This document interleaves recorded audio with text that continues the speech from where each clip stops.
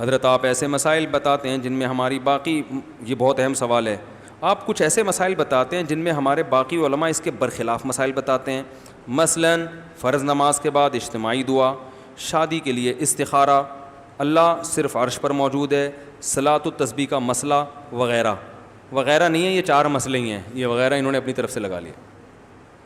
4 مسائل کہتے ہیں آپ علماء سیٹ کے بتاتے ہیں، فرض نماز کے بعد اجتماعی دعا، آپ جو محقق علماء ہیں ان کی کتابیں پڑھ لیں تو وہ وہی کہیں گے جو میں کہہ رہا ہوں۔ حضرت مفتی محمد شفیع صاحب رحمۃ اللہ علیہ علماء تھے کہ نہیں تھے؟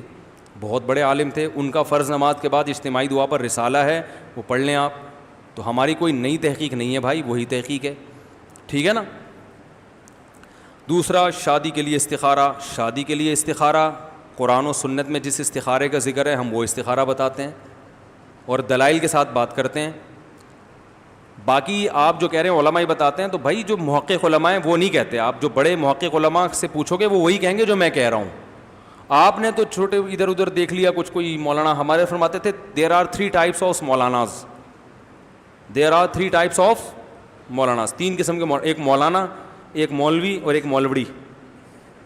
مولانا ذرا غٹ قسم بڑے، ایک ہوتے ہیں مولوی صاحب جو بیچارے علم نہیں ہوتا، سیدھے سادھے بس مسجد کے امام ہوتے ہیں، ایک ہوتے ہیں مولوڑی، چھوٹی چھوٹی مولوڑیاں گھوم رہی ہوتی ہیں، جو صرف کندھے پہ رومال ہوتا ہے، کہیں نورانی قاعدہ پڑھ لیا تو کہیں ٹیوشن لے لیا قرآن پڑھانے کے لیے، ٹیوشن لے لیا اور ایک کندھے پہ رومال رکھا، تھوڑے سے بال لمبے کر لیے اور بس علم بالکل بھی ان کے پاس نہیں ہوتا۔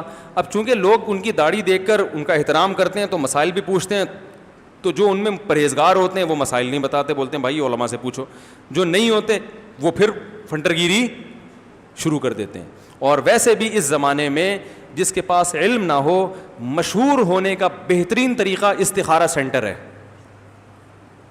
خوابوں کی تعبیر بتانا شروع کر دیں اور استخارہ سینٹر کھول لیں، ٹھیک ہے نا، کروڑ پتی ہو جائیں گے، دنیا بھی آپ کو پہچانے گی۔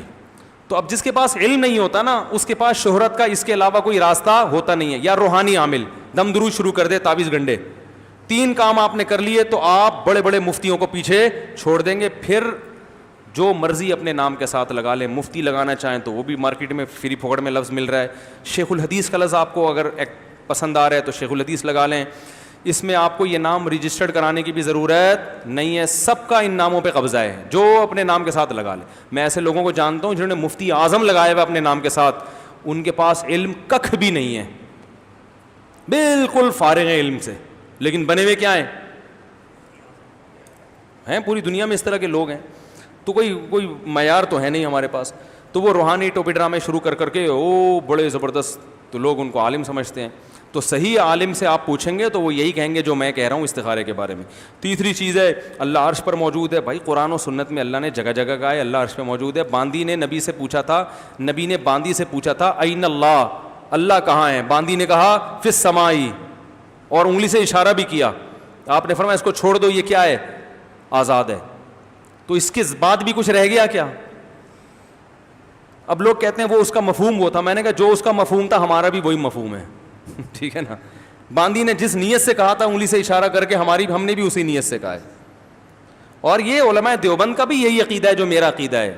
حضرت مولانا اشرف علی تھانوی رحمہ اللہ نے بیان القرآن میں لکھا ہے کہ اسلاف کا عقیدہ یہی ہے کہ قرآن مجید کی ان آیات کو اپنے ظاہر پر رکھا جائے، ان میں تعویل نہ کی جائے۔ یہ حضرت مولانا اشرف علی تھانوی نے بیان القرآن میں لکھا ہے۔